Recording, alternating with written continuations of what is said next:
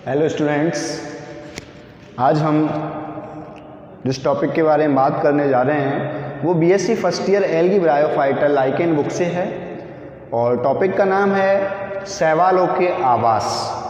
हालांकि टॉपिक का पूरा नाम शैवालों का आवास एवं प्रकृति है, लेकिन उसका पहला पार्ट है शैवालों के आवास, शैवालों का हैबिट एंड हैबिटेट। बच्चों बात करेंगे शैवालों के आवास के बारे में। तो शैवालों के आवास तीन प्रकार के होते हैं: जलीय आवास, स्थलीय आवास एवं असामान्य आवास। जलीय आवास पहला है आपका जलीय आवास, दूसरा स्थलीय आवास, तीसरा है आपका असामान्य आवास। तीन प्रकार के आवास हैं। हालांकि शैवाल मुख्यतः जलीय आवास में पाए जाते हैं, लेकिन उसके अलावा भी स्थलीय और असामान्य आवासों में पाए जाते हैं। लगभग 70% एल्गी जलीय आवासों में पाए जाते हैं, बाकी 30% स्थलीय आवास और असामान्य आवास में पाए जाते हैं। बात करें हम जलीय आवास के बारे में, सर्वप्रथम हम बात करेंगे जलीय आवास के बारे में। तो जलीय आवास भी बच्चों तीन प्रकार का है। पहला अलवणीय आवास, यानी स्वच्छ जल में रहने वाले शैवाल, जिसमें लवण नहीं है, जिसमें नमक नहीं है, स्वच्छ पानी, मीठे पानी में रहने वाले शैवाल, फ्रेश वाटर एल्गी। दूसरा है आपका लवणीय आवास, यानी कि खारे पानी में, समुद्री जल में रहने वाले शैवाल। और तीसरा है गर्म जल युक्त आवास, ऐसा जल जिसका टेम्परेचर 80 डिग्री सेंटीग्रेड से ऊपर हो, ऐसे गर्म पानी में रहने वाले शैवाल। तो जलीय आवास भी तीन प्रकार का बच्चों: स्वच्छ जलीय, खारा पानी, समुद्री पानी, और तीसरा है आपका गर्म जल। बात करें अलवणीय आवास के बारे में, यानी फ्रेश वाटर वाले में, यानी कि साफ पानी में, स्वच्छ पानी में, मीठे पानी में रहने वाले शैवाल। तो स्वच्छ पानी के शैवाल भी दो प्रकार के हैं, एक तो स्तर जलीय और एक है प्रवाही जलीय। एक तो स्टैंड, यानी कि रुका हुआ जल, तालाब में, आपके बावड़ियों में, झील में, यानी एक जगह पे रुका हुआ जल, पोखर में, ये जो जल है वो स्तर जलीय आवास है। कौन सा है बच्चों? स्तर जलीय, मतलब एक जगह पर जल स्तर रहे, रुका हुआ रहे, तो वो स्तर जलीय आवास। इस प्रकार के जो उदाहरण हैं आपको इस टॉपिक ये बहुत ज़्यादा पूछा जाता है टॉपिक बीएससी लेवल पर। एक तरह से बड़े क्वेश्चन के रूप में 5 नंबर में आने की संभावना पूरी रहती है। और इस टॉपिक में जो मेन है वो है कि आप सिर्फ हेडिंग्स याद रखें, उसके एग्जाम्पल्स याद करें। अंदर जो लिखना है वो तो बच्चा अपनी स्वेच्छा से भी लिख सकता है। जैसे आपको हेडिंग याद रखिए जलीय आवास, तो हमें पता है कि जल में रहने वाले शैवाल। आपको पता है अलवणीय आवास यानी स्वच्छ वाटर वाले। लेकिन मेन बात ये है कि इसके एग्जाम्पल क्या हैं, उदाहरण क्या हैं। तो बच्चों स्तर जलीय आवास में रहने वाले उदाहरण हैं कारा और उडोगोनियम। कारा और उडोगोनियम ये किस में रहते हैं? स्तर जलीय आवास में। और स्तर जलीय आवास में भी कौन सा है? ये फ्रेश वाटर में रहने वाले, और फ्रेश वाटर यानी कि जलीय आवास में रहने वाले। तो बात समझ आई? जलीय आवास में साफ पानी में रहने वाले, साफ पानी में भी, स्थिर जल में और स्थिर जल में भी उदाहरण है कारा और उडोगोनियम। नेक्स्ट बात करेंगे प्रवाही जलीय। ऐसा जल जो साफ है, मीठा है, शुद्ध है, खार नहीं है उसमें, लेकिन बह रहा है, हल्का धीमी गति से बहने वाला, तेज गति से नहीं। ऐसा नहीं है कि नदी का उफान पे है और वहाँ पे शैवाल रुक जाए, नहीं हो पाएगा। लेकिन धीमी गति से बहने वाले जल में भी शैवाल पाए जाते हैं, जैसे कि यूलोथ्रिक्स और क्लेडोफोरा। यूलोथ्रिक्स और क्लेडोफोरा ये दोनों प्रवाही जलीय आवास में, यानी बहते हुए जलीय आवास में पाए जाने वाले शैवाल हैं। तो बच्चों अलवणीय आवास दो प्रकार का, स्थिर आवास और प्रवाही जलीय। स्थिर आवास का जो उदाहरण है कारा और उडोगोनियम, और प्रवाही जलीय आवास का यूलोथ्रिक्स और क्लेडोफोरा।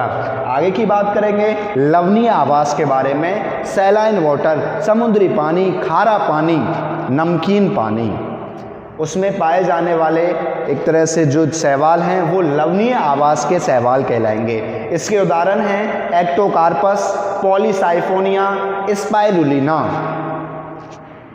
एक्टोकार्पस, पॉलीसाइफोनिया और स्पाइरुलिना स्पाइरुलिना में बहुत अधिक प्रोटीन पाई जाती है। शैवालों में सबसे अधिक प्रोटीन जिसमें पाई जाती है वो कौन सा शैवाल है? स्पाइरुलिना। लेकिन ये शैवाल कैसा है? खारे जल में पाए जाने वाला है, समुद्री जल में पाए जाने वाला है, एक तरह से खार में पाया जाने वाला है। तो लवणीय आवास में हो गया एक्टोकार्पस है, पॉलीसाइफोनिया और स्पाइरुलिना। आपको याद रहना चाहिए लवणीय आवास के 3 उदाहरण। बात करें गर्म जल युक्त आवास में रहने वाले, गर्म जल में 80 डिग्री से खोलते पानी में गर्म पानी, हाथ लगाएंगे हाथ जल जाएगा, लेकिन शैवाल उसमें रह पा रहा है। और ऐसे शैवालों के जो उदाहरण हैं वो है फॉर्मेडियम और साइटोनीमा। फॉर्मेडियम और साइटोनीमा ऐसे 2 शैवाल हैं जो कि गर्म जल युक्त आवास में। ऐसे बहुत सारे शैवाल हैं, लेकिन मैं आपको वही उदाहरण दे रहा हूं जो बहुत फेमस है, जिनको याद करना आसान है, जो आपके बीएससी लेवल के हैं। मैं आपको वही उदाहरण बताऊंगा। तो फॉर्मेडियम और साइटोनीमा गर्म जलयुक्त आवास में रहने वाले हैं। एक बार दोबारा से रिपीट करेंगे, आपको याद हो जाना चाहिए कि शैवाल के आवास में पहला आवास है जलीय आवास। जलीय आवास में भी आपके कितने प्रकार के? 3, लवणीय, अलवणीय और गर्म जलयुक्त। बात करें हम अलवणीय की, तो अलवणीय 2 प्रकार का, स्थिर और प्रवाही, यानी कि एक जगह पानी रुका हुआ और बहता हुआ। स्थिर की बात करें तो कारा और उडोगोनियम इसके उदाहरण है। जलीय आवास प्रवाही जल की बात करें तो यूल्ट्रिक्स और क्लोरोफोरा इसके एग्जाम्पल है। बात करें लवणीय आवास में तो एक्टोकार्पस, पॉलीसाइफोनिया, स्पाइरुलिना ये इसके उदाहरण है। बात करें गर्म जल युक्त की तो फॉर्मेडियम और साइटोनीमा। मेरे हिसाब से आपको याद हो गया होगा। एक बार 2 बार वीडियो देखेंगे तो बहुत इजीली आपको बगैर किताब में पढ़े याद हो जाएगा, पक्का वादा है मेरा। स्थलीय आवास में दूसरा जो आवास है बच्चों वो स्थलीय आवास है। स्थलीय आवास भी आपका 2 प्रकार में। एक तो स्थलीय आवास में ऐसा नहीं है कि भाई भूमि के ऊपर रहने, भूमि का ऊपर है वही स्थल है, नहीं। आपके वायुमंडल में वायवीय जो स्थान है वो भी स्थलीय आवास में ही माना जाएगा, उसमें इंक्लूड किया जाएगा। तो स्थलीय आवास भी 2 प्रकार का। एक तो सतही स्थलीय आवास, यानी कि सतह पर, मान लो बोर्ड की ये क्या है? सतह। तो ये क्या हो गया? सतही आवास हो गया, यानी कि भूमि की सतह पर पाए जाने वाले शैवाल स्थलीय शैवाल। इसके जो उदाहरण है वो नॉस्टॉक और बाउचेरिया। नॉस्टॉक और बाउचेरिया। नॉस्टॉक साइनोफाइसी में आता है, बाउचेरिया आपका क्लोरोफाइसी में आता है। ये दोनों शैवाल हैं वो किसके हैं? स्थलीय शैवाल। इसके बाद बात करें भूमिगत। भूमि के अंदर पानी, जैसे मान लो हल्की फुल्की बरसात हुई या कोई एक तरह से पानी जमीन के अंदर जा रहा है तो उसके साथ में शैवाल भी रिसकर अंदर चला जाता है। भूमि के छिद्र युक्त भाग में से शैवाल अंदर चले जाते हैं। अंदर जाने का मतलब कुछ नीचे तक चला जाएगा, जिसको हम क्या कहेंगे? भूमिगत शैवाल कहेंगे। भूमिगत शैवाल का जो एग्जाम्पल है बच्चों क्लोरेला और एनाबीना। क्लोरेला और एनाबीना ये एग्जाम्पल किसके हैं? भूमिगत शैवाल के। तो एक बार दोबारा रिपीट कर रहा हूँ मैं, स्थलीय आवास। स्थलीय आवास में भी कौन सा? स्थलीय शैवाल। स्थलीय शैवाल भी 2 प्रकार के, सतही स्थलीय शैवाल नॉस्टॉक और बाउचेरिया, भूमिगत शैवाल क्लोरेला और एनाबीना। स्थलीय आवास में दूसरा है आपके वायवीय शैवाल, यानी कि वायु के जैसे वृक्षों के ऊपर हल्की नम ओस की बूंदों में, आपके एक तरह से जलवाष्प बूंदों में शैवाल अपना जीवन यापन कर सकता है। ऐसे शैवाल वायवीय शैवाल कहलाते हैं। जैसे उनके उदाहरण है साइटोनीमा और क्रूकोकस। साइटोनीमा और क्रूकोकस आपको याद रहने चाहिए। 2 शैवाल है, साइटोनीमा और क्रूकोकस।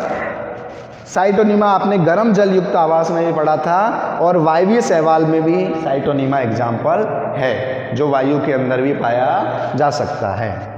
तो स्थलीय का 2 स्थलीय शैवाल, वायवीय शैवाल, सतही शैवाल के नॉस्टॉक बाउचेरिया, भूमिगत के क्लोरेला एनाबीना, वायवीय शैवाल के साइटोनीमा और क्रोकस। थर्ड बात करेंगे बच्चों,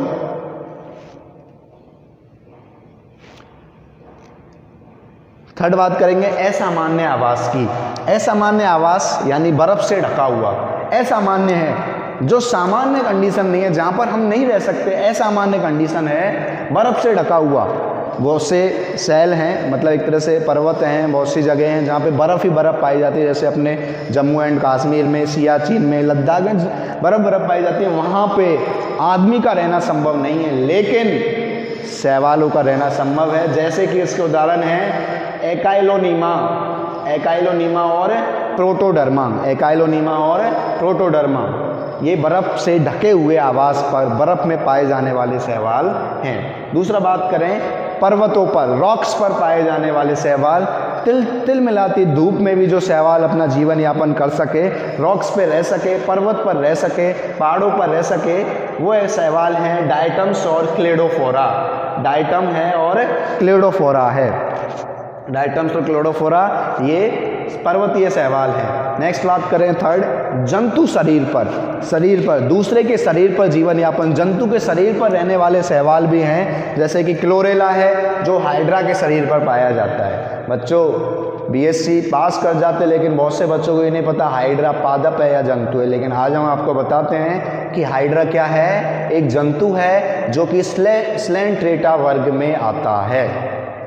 तो क्लोरेला शैवाल हैं जो हाइड्रा के शरीर पर पाए जाते हैं। ऑस्लेटोरिया मनुष्य, घोड़ों और गायों की आहार नाल में, यानी हमारी आहार नाल में ऑस्लेटोरिया शैवाल पाया जा सकता है, घोड़ों की आहार नाल में पाया जा सकता है, गायों की आहार नाल में पाए जा सकते हैं। तो आपको ध्यान रखना है। चौथा है पादप शरीर व परजीवी, ऐसे शैवाल जो पादप शरीर के एपीफाइट्स होते हैं, पादप शरीर पर पाए जाने वाले। एपीजॉइक होते हैं, आपको ये इंग्लिश में पूछ सकता है, एपीजॉइक, एपीफाइट, तो आपको याद होना चाहिए एपीजॉइक यानी कि जंतु के शरीर पर, एपीफाइट जो कि पादपों के शरीर पर। तो पादपों के शरीर पर नोस्टॉक और एनाबीना बहुत अच्छे एग्जाम्पल हैं। नाइट्रोजन फिक्सेशन का काम भी करते हैं, शैवाल हैं जो नाइट्रोजन फिक्सेशन का, और उसके भी बेस्ट एग्जाम्पलों में नोस्टॉक और एनाबीना है। तो बच्चों आवास में मैं 3 प्रकार के आवासों की बात कर रहा था। 3 कौन से थे आपके? जलीय आवास, स्थलीय आवास और असामान्य आवास। उनके उदाहरणों के बारे में बात की, उनके भी प्रकारों के बारे में बात की। इसको जब आप, ये तो मैंने चार्ट के जरिए समझाया है, लेकिन आप जब इसको थ्योरेटिकल लिखोगे तो बहुत बड़ा क्वेश्चन बन जाता है, आपको 5 नंबर पूरे मिल पाएंगे। मैं आशा करता हूं कि आपको पूरी वीडियो बहुत अच्छे से समझ आई होगी, इसलिए आप वीडियो को लाइक, शेयर एवं सब्सक्राइब करें। धन्यवाद।